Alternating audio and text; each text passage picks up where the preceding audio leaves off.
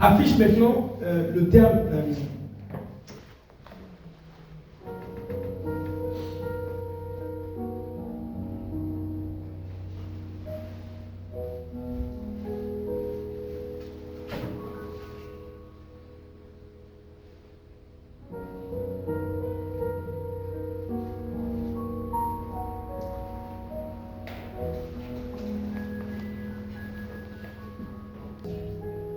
Définition de empathie, c'est ça.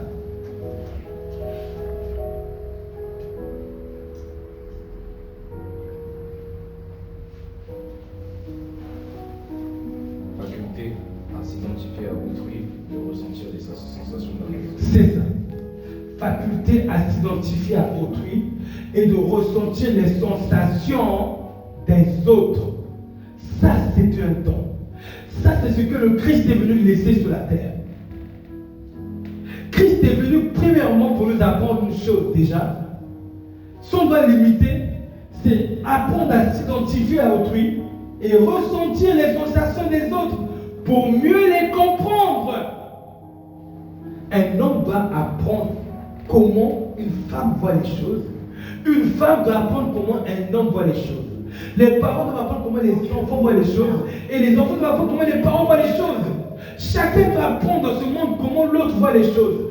C'est-à-dire être capable de rentrer dans la peau de l'autre, ressentir ce qu'il ressent, dire non. Je ne voulais pas lui faire ça parce que je n'aurais pas voulu que c'était lui qui me fasse ça. C'est parce que c'est tous. Ce que vous voulez que les autres fassent pour vous, je le fais de même pour vous. Jésus est venu parce que le monde est rempli de gens qui manquent d'empathie. On manque d'empathie. On manque de s'identifier à autrui. La plupart des fautes qu'on fait, c'est parce qu'on manque de s'identifier à autrui. On passe de la rue, quelqu'un a fait, on s'en fiche.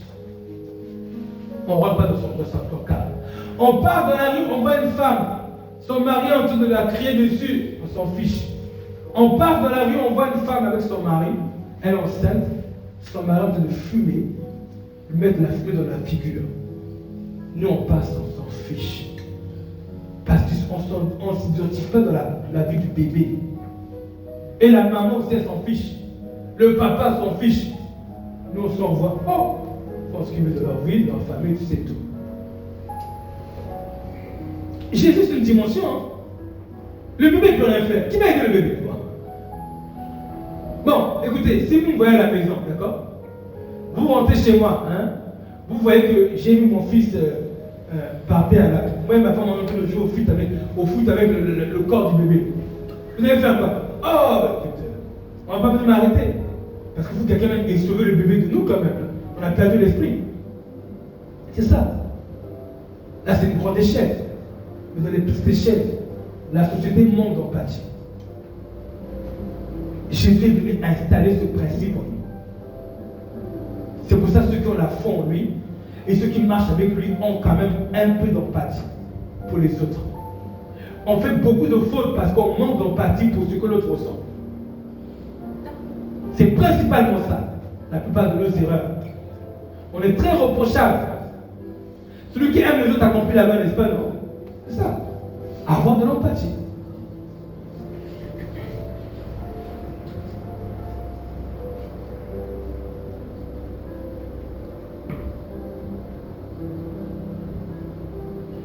Prenons le texte de Matthieu 9, verset 35.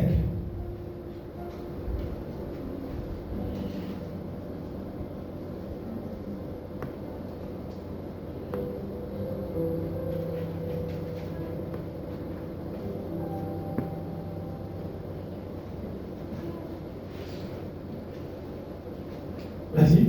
Jésus parcourait toutes les villes et les villages, enseignant dans les synagogues, prêchant la bonne nouvelle du royaume et guérissant toute maladie et toute infirmité. C'est bon. Tu te rappelles, Justin, je t'avais dit que Susan ne disait pas les choses vraies, parce que Jésus guérissait tout le monde. Tu vois. Tout le monde. Il ne passe pas devant quelqu'un, il disait, oh, c'est son problème. Non, il venait et guérissait. Continue encore. Prenons le texte de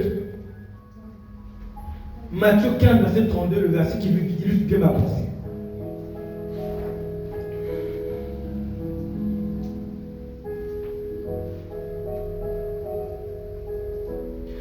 Quel est notre problème à nous? C'est que lorsque Dieu nous révèle notre manque d'empathie, attends un peu, c'est un peu. Lorsque Dieu nous révèle notre manque d'empathie, c'est vraiment important ce que je dis. Quand Dieu nous révèle qu'on manque d'empathie, nous on est indifférents. On ne cherche même pas à prier pour ça. Quand Dieu nous révèle que, regarde là, la situation de l'autre, tu aurais pu quand même prier. Même si c'est une petite comme 5 secondes. Ou tu aurais pu quand même t'arrêter pour lui dire ceci, le délai.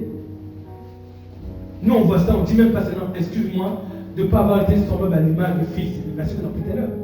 Ceux qui la connu d'avance, il les a aussi prédestinés semblable à l'image de son Fils. Non, on ne dit même pas, Seigneur, là, je n'ai pas été à ton image, pardonne-moi. Vous voyez, on ne s'excusons pas. Là. On rate l'occasion de conduire notre esprit à nous ressembler. En ne s'excusant pas. On va normaliser ça. On va commencer à se sentir coupable quand on a peut-être injurié quelqu'un. Ah, Seigneur, pardonne-moi. Non, on passe dans la rue. On va quelqu'un souffrir. On regarde, on discute, ouais, tu sais, on manque d'empathie. On est dans le péché, on ne se rend même pas compte. C'est une société de beaucoup de personnes qui manquent d'empathie. Et c'est le manque d'empathie qui conduit à devenir sociopathe. En termes profonds, sociopathe, c'est quelqu'un qui s'en fiche de tout, totalement. Et qui va s'occuper de sa famille, et derrière, il va faire commettre des crimes dans le secret. Il y a des hommes, pendant 30 ans, ils ont une famille, ils travaillent tranquillement. Mais pendant 30 ans, c'est ceux qui ôtent la vie, comment on dit ça En série. En Syrie. En Syrie. Ils s'en fichent. Donc, regardez ce que Jésus a dit ici. Vas-y. Jésus, ayant appelé ses disciples, dit: Je suis ému de compassion. Attends un peu. Ça, c'est quand il a appelé les gens il a prêché pendant longtemps à beaucoup de personnes. Il a prêché. Il aurait pu s'arrêter comme, excuse-moi le terme, tout conducteur d'assemblée moderne. Il aurait pu dire, bon, j'ai prêché, je rentre à la maison. J'ai bien travaillé. Non, il n'a pas dit ça. Vas-y. Car voilà 3 jours qu'ils sont près de moi et ils n'ont rien à manger. Je ne veux pas les renvoyer à jeun, de peur que les forces leur manquent en chemin. Quelqu'un d'autre allait dire, Amen! Vous avez reçu Jésus, Amen, Alléluia! Allez, revenez-moi chez moi. Les autres, c'est des mots. Les gens font des kilomètres pour venir écouter la parole de Dieu. Et ils rentrent chez eux le cœur vide, le ventre vide. Parce que nous manquons d'empathie, même quand on est des serviteurs de Dieu. On a cru que les offrandes, c'était un moyen pour nous enrichir. Alors c'était pour enrichir le peuple d'abord, pour être serviteur du peuple.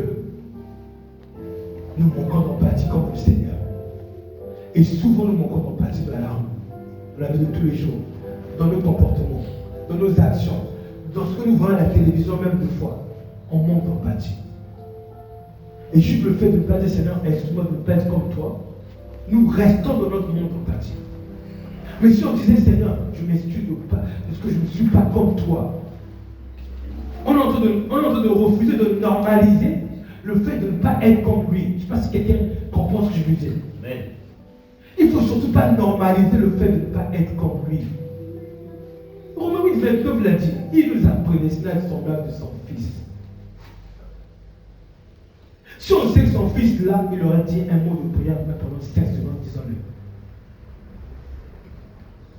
Hier, je passais devant quelqu'un qui mon jet, j'avais rien sur moi, j'avançais. La personne m'a dit bonjour monsieur. Je me suis arrêté, j'ai dit bonjour monsieur. Je sais que habituellement les gens ne disent même pas bonjour. Les gens passent directement comme ça. Alors, même pas. Moi, de mon bonjour que je lui ai dit, je l'ai regardé en face. J'ai voulu lui dire que tu n'es pas n'importe quoi. C'était juste mon bonjour. Ma façon de lui dire ça. Mais j'ai voulu ne pas passer comme ça. Je n'ai pas voulu dire bonjour. Non, j'ai voulu vraiment dire bonjour monsieur. Parce que je ne suis pas indifférent à ce qu'il subit là, à ce qu'il a là. Le manque d'empathie était un poison. Jésus avait de l'empathie pour tout le monde. Il était compatissant. Personne ne souffre à côté de lui sans qu'il soit interpellé. Personne. Même le brigand à la poire. Même Malchus qui venait l'arrêter. Personne. Même le centenier. Personne. Même la femme syrophénicienne. Personne ne souffre à côté de lui. Personne ne souffre à côté de celui qui a de l'empathie, sans que lui soit attristé. Personne ne souffre à côté de lui sans que lui, il soit en train de dire un mot. Il est en train de dire un mot pour quelqu'un. Celui qui a vraiment de l'empathie pour les gens. Personne dans ton église va souffrir quand tu prêches ton message, quand tu rentres à la maison, tu parles à ta femme en vacances. Non. Le manque d'empathie est un grand poison qui peut tous nous attraper juste à force de ne pas dire pardon, de ne pas être comme Dieu. Pardon de ne pas être comme toi. Il n'avait pas exigé cette loi avant avec Moïse. Il avait dit tu vas te pencher comme toi-même. Et quand il est venu en Christ, il a dit aimez-vous les uns les autres comme je vous ai aimé. Donc, faites comme Dieu. Tout disciple accompli devait comme le maître. Soyez parfait comme le Père est parfait. C'est ça. Donc, le péché, c'est déjà ne pas être comme Dieu dans l'empathie. Et c'est un sujet de prière. Quand vous priez ici, après l'église, pendant l'église, mais à la maison, si on veut que ça reste, il faut qu'on commence à dire un mot à la maison. Parole de l'empathie. Lorsque certaines personnes étaient petits d'âge, leur papa leur disait ce soir tu ne manges pas. Ils sont disputés, papa dit tu ne manges pas ce soir. L'enfant va dormir le ventre vide qui carbone toute la nuit, papa, toi ton papa ronfle là-bas. Il dit papa ronfle bien pendant moi je souffre. Manque d'empathie. Même de la Bible dit quand il corrige la compassion. Quand Dieu juge quelqu'un, il a quand même compassion. Il a toujours compassion. Tout ce que Dieu a jugé, il n'a pas jugé avec quelqu'un. Non, il a toujours eu compassion. Il y a une partie de Dieu qui juge, une partie de son cœur qui est triste, qui est en train de juger son fils ou sa fille. Il est toujours compatissant.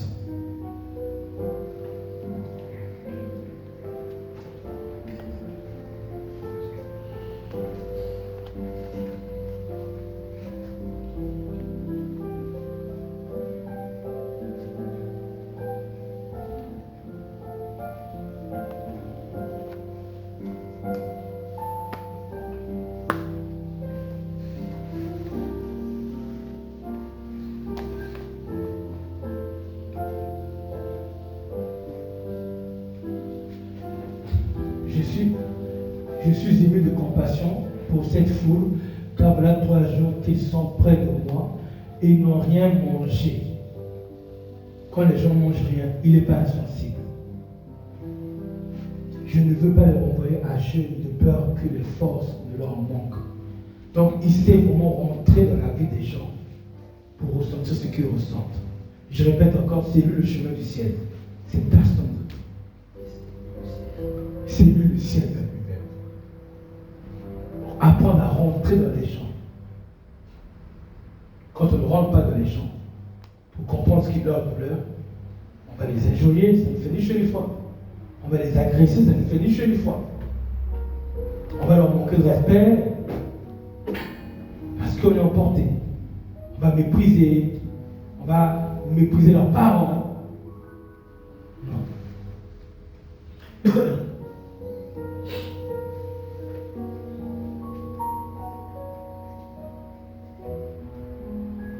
C'est vraiment ça le ciel. La route du ciel, c'est vraiment là, dans ça. Quelqu'un peut transgresser beaucoup de choses. Mais là, ça c'est des clés. Avoir ce cœur. Encore mieux le transmettre. Parce que le rêve du Christ, parce qu'il a aussi le rêve, c'est qu'une société où les gens sont tous remplis de compassion pour les gens, d'empathie. Mais il faut qu'il y ait un prédicateur qui laisse ça. Il faut qu'il y ait un enseignant qui place ça, qui revienne sur ça, qui transmette ça aux gens, pour que les gens gardent ces valeurs, commencent eux aussi à les transmettre. Mais si personne ne vit l'empathie, si personne ne sent rien, si comme notre cœur est indifférent, froid en dehors, il ne faut pas accepter que ton cœur soit froid. Je sais ce que c'est dans le cœur froid, je ne dis pas ça comme ça, je sais ce que c'est dans le cœur froid. Mais je pense que le nombre de fois où j'ai dit pardon à Dieu de ce que je n'ai pas eu son cœur. Jusqu'à ce que ce cœur vienne. Même des fois, j'ai un peu moins de compassion. Et là, je dis, Seigneur, la compassion a diminué. Elle n'est plus pareille. quand on a l'empathie, vous pouvez faire du mal à quelqu'un. Vous faites du mal à quelqu'un. Et dans votre coin là-bas, vous dites, je n'ai pas voulu qu'on me fasse. L'empathie. Il faut qu'on cherche ce cœur. Il faut qu'on s'intéresse aux gens, qu'on rentre dans leur peau. Et rappelez-vous le verset qu'on a vu tout à l'heure, Jésus a dit, quand vous faites ça à quelqu'un, c'est à moi que vous faites. Donc il faut qu'on aime Jésus à travers l'autre. Il faut refuser d'avoir un cœur qui ne réagit pas pour les autres. Regardez, je prends l'exemple. Je suis avec mon fils. On se balade, il a mal, mon corps réagit. Il y a l'autre enfant qui est à côté de moi qui a mal. Mon cœur ne réagit pas. Et je sais qu'il ne va pas. Et je sais qu'il ne va pas. Moi, je souffre à Montpellier. Parce qu'à Montpellier, tu as au moins à Compiègne, des sortes de messieurs, il y en avait un tous les 3 semaines que tu voyais. Ici, tu fais 2 pas ton poids, tu fais 2 pas ton poids. Tu donnes à celui-là quelque chose, tu ne fais même pas 100 mètres, l'autre c'est là-bas. Tu fais le même 100 mètres, l'autre c'est là-bas. Mon cœur est frappé. Il dit, de ne pas pouvoir aller tout le monde. Mon cœur est déchiré. Il ne faut pas qu'on normalise le fait de manquer d'empathie. C'est juste ça mon message. C'est ce que Jésus est venu laisser un monde rempli d'empathie. Parce que ça n'existait pas vraiment ce monde-là. Avec Moïse, quand il a dit œil pour œil, dent pour dent. Ça n'existait pas beaucoup ce monde-là. Avec Moïse, quand il faisait esclave le peuple qui n'était pas d'Israël, mais il ne pouvait pas faire esclave le peuple d'Israël. Mais la Bible disait les autres, il pouvait leur faire esclave. Ça n'existait pas vraiment l'empathie à ça. Pas vraiment. Il avait aussi des règles limitées à cause de leur niveau de connaissance de Dieu et de révélation aussi de Christ. Aussi, c'est pour ça que dans l'ancienne alliance, ils pouvaient mettre esclaves des gens qui n'étaient pas de leur peuple. C'était pour eux déjà trop dur d'aimer quelqu'un de leur peuple. Que Dieu ne leur demandait même pas d'aller aimer ceux qui sont de leur peuple. Et c'est dur à voir quand on voit ça. Mais ce n'était pas le temps de la grâce. Ce n'était pas le temps de la vérité. Il n'y avait aucun prophète capable d'apporter la dispensation de cette révélation. Il fallait attendre le prophète lui-même qui vient.